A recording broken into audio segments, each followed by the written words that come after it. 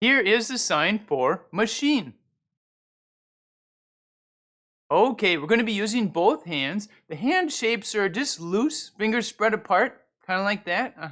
Now we're going to turn them palms facing in. We're going to start about here. Now we're going to put them together so the fingers overlap.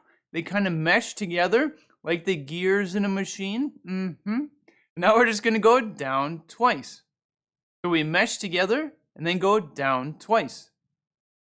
Machine. Machine. From the side. Machine. Machine.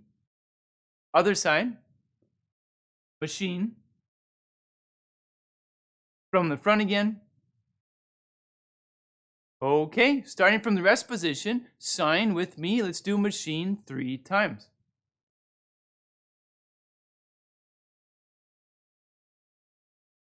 Machine. Okay, once again, both hands. Hand shapes are just kind of loose there, fingers spread apart. Put them here, palms facing in. Now go like this, mesh them together and just go down twice. Machine. Machine. Okay, we just talked about how to sign machine.